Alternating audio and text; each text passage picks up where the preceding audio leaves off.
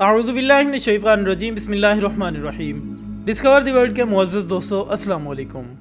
नाज़रीन इकराम, क्या आप जानते हैं कि औलाद यहूद की मंजिल क्या है और इसके लिए वो अब तक कितना सफ़र तय कर चुके हैं?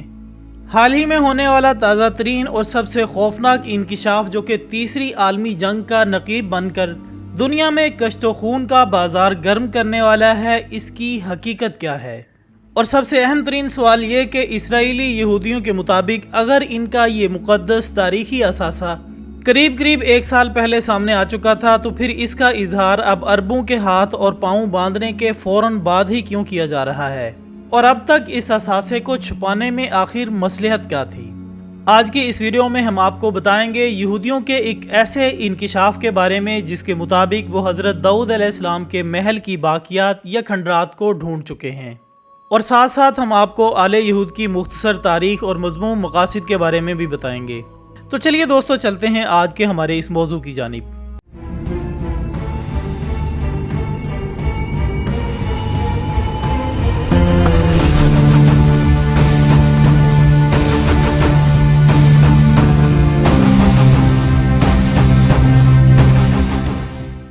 नाज़रीन मोहतरम, एक आम आदमी ये समझता है कि इसराइली यहूदी ही दरअसल बनी इसराइल हैं। हालांकि ये बात किसी हद तक वजाहत के काबिल है कि इसमें कोई शक नहीं कि इसराइल दरअसल अल्लाह के नबी हज़रत याकूब अलैहिस्सलाम का लक़ब था, और यही वजह है कि उनकी औलाद को बनी इसराइल कहा जाता है। लेकिन अगर आप में से किसी ने इस तरफ तवज्जो दी हो तो ये बात सामने आती है कि इन इसराइली यहूदियों ने कभी भी हज़रत याकूब अलैहिस्सलाम का जिक्र नहीं किया, बल्कि जब भी ये अपने मज़हब के हवाले से बात करते हैं तो हज़रत मूसा अलैहिस्सलाम, हज़रत दाऊद अलैहिस्सलाम और हज़रत सुलेमान अलैहिस्सलाम का तज़किरा करते हैं। इसके पीछे छुपी कहानी क्या है, आज हम इसकी तफसील अपने नाज़रीन के सामने रखने जा रहे हैं। जिसके मुताबिक हज़रत याकूब अलैहिस्सलाम की मुख्तलिफ औलादों में से एक का नाम यहूदा भी था। यहूदा की नस्ल से ये कौम उस वक्त फ़लस्तीन के इलाके में फैली जब हज़रत मूसा अलैहिस्सलाम ने इन्हें अर्ज़ मुक़द्दस में दाखिल होने और जंग के लिए रज़ामंद करना चाहा, जिस पर इनका जवाब तारीख का एक अनमिनट सच है कि ए मूसा, वो बहुत सख्त और जंगजू किस्म के लोग हैं जिनका मुकाबला करने की सकत हमारे अंदर नहीं, लिहाजा तुम जानो और तुम्हारा खुदा। जिसके बाद इस नाफरमान कौम को इसी सहरा के अंदर 40 साल तक भटकने के लिए छोड़ दिया गया। मुअज़्ज़ज़ ख़वातीन हज़रात, ये थे वो यहूदी जिन्होंने ढिठाई की हद करते हुए खुद अपने ही नबी के हुक्म से सरताबी की, और जब 40 साल गुजरने के बाद इनकी अगली नस्ल आई तो उन्होंने अर्ज़ मुक़द्दस फ़लस्तीन को आज़ाद करवाया। और इन्हीं की नस्ल से फिर हज़रत दाऊद अलैहिस्सलाम, हज़रत सुलेमान अलैहिस्सलाम जैसे अंबिया के अलावा हज़रत तालूत अलैहिस्सलाम जैसी शख्सियात ने जन्म लिया। और फिर जब हज़रत सुलेमान अलैहिस्सलाम के दुनिया से पर्दा फरमाने के बाद जब कौम ने दोबारा अपने आबाओ अजदाद की तरह अपनी नफसानी ख्वाहिशात की ग़ुलामी को ओढ़ना बिछोना बना लिया, तो अल्लाह ताला ने आशूरियों की सूरत में इन पर अपना अजाब नाजिल किया, जिन्होंने जनाब दाऊद अलैहिस्सलाम के तामीर करदा आज के कदीम तरीन शहर यरूशलेम की ईंट से ईंट बजा दी। लेकिन इसके बावजूद इनकी खबासतें जारी रहीं, तो फिर 6ठी सदी ईस्वी में बख्त नसर ने एक दफ़ा फिर हमला करके इनकी रही सही कुव्वत को भी न सिर्फ पाश पाश कर दिया, बल्कि वो ताबूत सकीना को भी छीन कर अपने साथ ले गए। याद रहे कि ये वही मुक़द्दस संदूक है जिसमें हज़रत मूसा और हारून की निशानियाँ यानी आसाए मूसवी और तौरात के असल नुस्खा जात के अलावा दीगर अंबिया की निशानियाँ भी मौजूद हैं। इसके अलावा वो पत्थर जिसको तख्ते दाऊदी के नाम से याद किया जाता है, वो भी इनसे छिन गया, जो कि अगरचे मिल जाने के बाद अब हुकूमत बरतानिया के कब्ज़े में है। लेकिन ताबूत सकीना के बारे में मुअर्रिखीन का इत्तफाक है कि अब तक यहूदी इस मुक़द्दस संदूक की तलाश में है, जिसको पाने में वो ताहाल कामयाब नहीं हो सके। नाज़रीन मोहतरम, ये था वो हल्का सा खाका जो कि औलाद यहूदा के तारीख़ी पस मंज़र पर शाहिद है।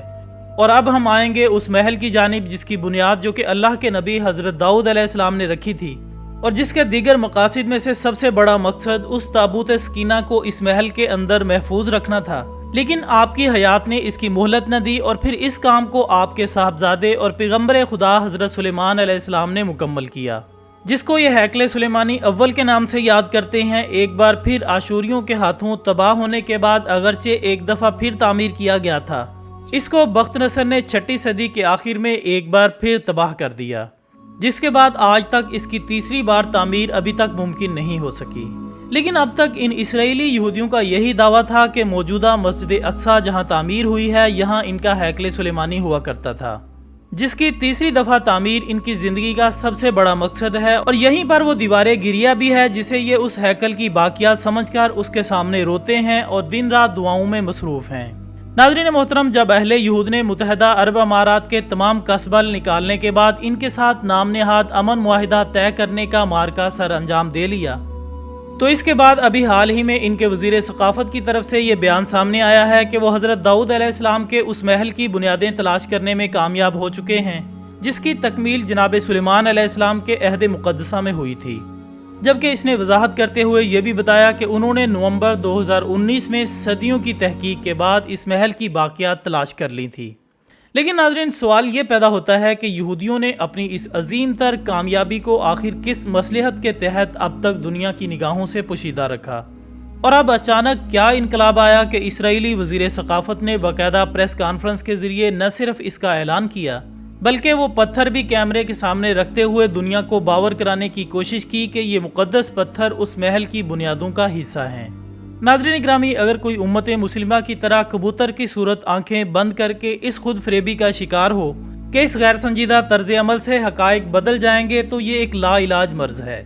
ورنہ یہ انکشاف دراصل اعلان ہے ان کی اس منزل کا جس کے حصول کے لیے اب انہوں نے نعوذ باللہ مسجد اقصیٰ کو شہید کر کے اس پر تھرڈ ٹیمپل کی تعمیر کرنی ہے۔ اور اگر ہم اپنے زمانے کے صاحب نظر ڈاکٹر اسرار احمد کی رائے کے مطابق جانیں تو یہ ہیکل بہرحال تعمیر ہونا ہے، جو کہ دراصل تیسری عالمی جنگ کا سبب بھی بن سکتا ہے،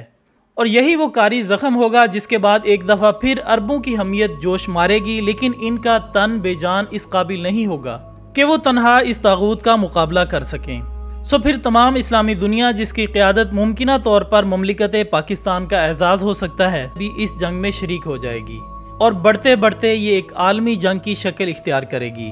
گویا اگر حالات کا تجزیہ کیا جائے تو اس میں کوئی ابہام باقی نہیں کہ وقت اب قریب تر آ پہنچا ہے، لیکن جنگ کا طبل کب بجے گا اس کا علم تو صرف میرے اللہ کے پاس ہے۔ ناظرین، یہ تھی ہماری آج کی ویڈیو۔ ہم امید کرتے ہیں کہ آپ کو یہ ویڈیو ضرور پسند آئی ہوگی۔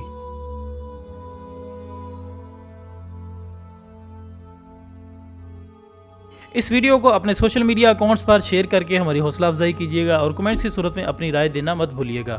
ہماری اگلی ویڈیو آنے تک اپنا دوستوں، رشتہ داروں اور گرد و نواح کے تمام لوگوں کا بہت خیال رکھیے گا۔ اللہ حافظ۔